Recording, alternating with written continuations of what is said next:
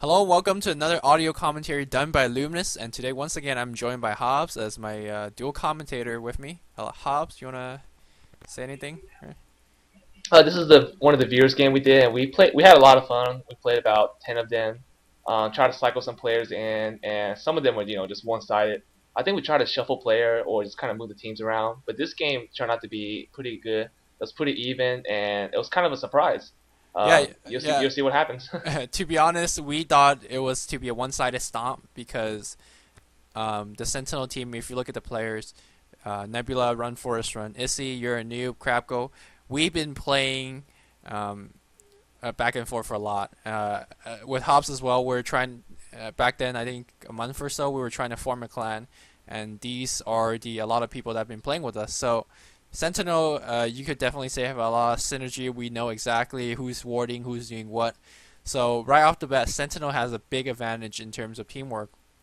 However, Yeah, with that definitely. said, this game was too close for comfort, and it's a very exciting game. Hopefully, you guys would enjoy that. Yeah, actually, I pressed menu and log by accident, and I realized it stops my time. So Okay, what time are you at? I'm at 6:54. I could pause for you. All right, pause for 2 seconds and then unpause. One, two. Okay, I'm at 8, AO1, AO2. We're good? Okay. Pause for one more second. Damn, Asian Warcraft's too fast. Okay, AO5, AO6, AO7. Yeah. Okay. We're fine. Okay, so looking at the picks real fast, you see Nebula grab the first pick Earthshaker, which is a good pick, first pick, because Earthshaker, as you all know, does a whole bunch of insane AoE damage in team fights, stuns lock, and do a lot of stuff. And then Scourge doesn't really have anything that cancels his dagger. I think it kind of cancels the dagger, but not really. So hero pick wise, I think the Ursa could be a bit of trouble, and especially with the Sentinel have many squishy heroes. Furion very squishy. Nevermore as a DPS hero, extremely squishy. So anything that we could do, it's gonna rest on the hand of crapkos, Sven, to do well. Meanwhile, since you play on the Scourge, oh by the way, Hobbes. One reason I especially want to cast this game is that Hobbes is actually playing on the other team, so he could definitely give you usually I give you a one-sided perspective. However, this one is a dual-sided perspective. So, Hobbs, why don't you talk about your lineup and things like that? Yeah. Normally I will probably playing in place of Issi, but I'm very noble. Like I want to play with the underdog, and then I can just kind of like I can just rage if my team does bad, and if we do win, then I can smack talk. So either way, it works out. So yeah. So decided to play Tinker. And one thing I love about Tinker is with CM Aura, I mean, it's really hard to go against Tinker mid, and I knew that. And I'm assuming that Shadowfiend goes mid when I was playing this, and of course he does. And in our team lineup, we decided to go Ursa as the main focus of this team, and we have Dazzle supporting Ursa. And with Ursa, with Dazzle slow and his heal, and also his minus armor, and Ursa just attacking like 200% increased attack speed at early levels, it's really easy to babysit him and get kills. And of course we have Lion and CM at the same time, and they can, even though Lion and CM are both babysitter, they can easily dual lane together and get kills as well. Right. One thing I want to point out right in the beginning, before the lanes kind of merge together, if you look at Lion's item, Lion has gotten the chicken, and if you could see that he only had his chicken, his items currently doesn't give him a lot of HP. And if you're ever buying chicken in a pub or just in a competitive game for a teammate, one of the builds I really like the best is going Ancient Tango, and then one healing salve, and instead of the circlet, you can actually get 3 GG branches, and then you still have enough money for 1 clarity potion. This build allows you to get the maximum amount of stats and healing items without really suffering, and still be able to get the chicken. So this lion, I don't think his item build is optimal, if you will, but it doesn't really matter that much in this point. Yeah, and the lanes so far we have Potm and Sven top versus of course the Ursa and the Dazzle babysitter, and it's probably pretty even because they both sort of have like a stun. I mean, they have a stun and on both sides. Well, Dazzle is really a slow, but it does stun eventually. And then Potm can leap out, and of course Dazzle can heal. Oh, he just gets arrow, and Sven follows up with the bolt, and there goes first blood, and Dazzle actually falls. At least it wasn't Ursa, but still, that was not a very good way to give away first blood. That was unnecessary. That was brought to you by Luminous, airing noobs since 1988, and Yeah, that's how I roll, man. So it's a pretty close arrow. there's But no close with me. It's my AA is like ridiculous 80%. Not really. yeah. But I guess Yeah, it makes sense to go for Dazzle, because then if you go for Ursa, Dazzle will heal. It yeah. might backfire on you. Dazzle is it's a lot more squishy, so I mean it's a lot easier as well.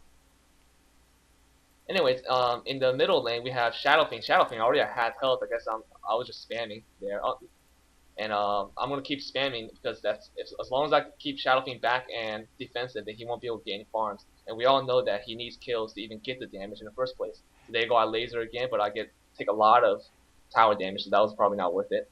Oh, I think it's totally worth it, especially you have the CM aura right now in your position. You have the rune controlled when the rune spawns, and if you ever want to take the runes, you could easily do so. So the Nevermore being extremely defensive will not be able to rune whore even if it has a bottle. Especially with CM aura, you're gonna really lay the hurt on the Nevermore. And also, one of the best wards middle, as you can see, laid by hit on that top, sort of like right above on the river, is that ward will let me see the rune and above the hill, which is very important as tanker because then I should be able to spam missiles or shoot missiles when when he thinks that he's safe.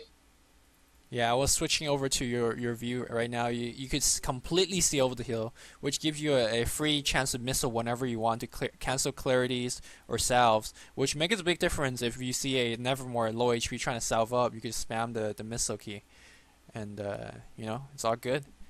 And I already got bottle on the crow coming on the way, so now it's time for me to start rune whoring. And definitely make it so that you see I just shot that missile right there, and Nevermore definitely knows now that there's a war middle because there's no way I should be able to see that. And I'm going top and I'm getting the first rune, and that makes all the difference in the world. And it's an invest rune, so from the Sentinel point of view, we know that. Well, actually, no, we don't.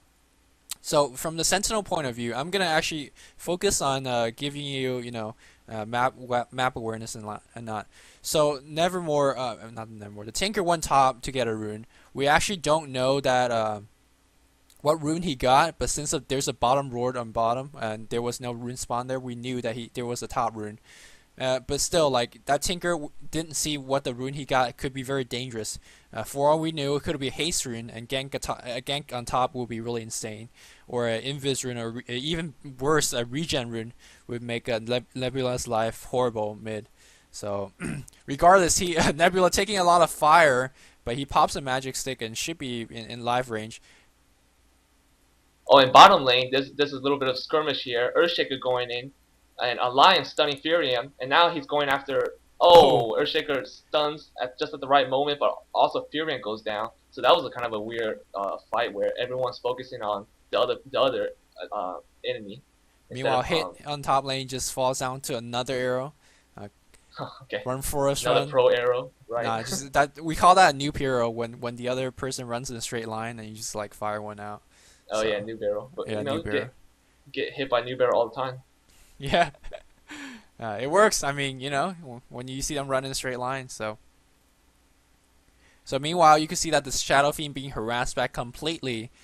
He has gone for a very stat-heavy item. He's going to probably finish his Magic Stick. Meanwhile, Uareanoob playing his Fame Furion. TP's in on top lane for a gank. Issi knows, so he's waiting for a stun, but he can't. He's going to probably block him out. Go for the Fisher. Fisher blocks on the wrong side. If he had it on the right side, that would be great. But for now, they can only just harass. Meanwhile, he's going to get Frostbitten, and Furion's such a low HP hero, and he's already at half, so... Yeah, it seems like he's been warding too, so he definitely cannot take the harassment. But he can just TP back.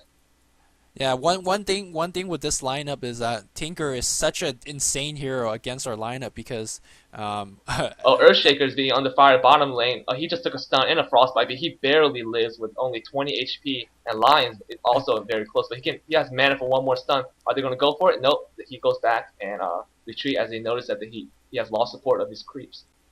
And if you notice, there was a very sleek A little play by uareanoob. He could see that the Crystal Maiden was coming in. Oh my god, Crystal Maiden now is gonna freeze. He's definitely gonna get the kill. One more hit, two more hit.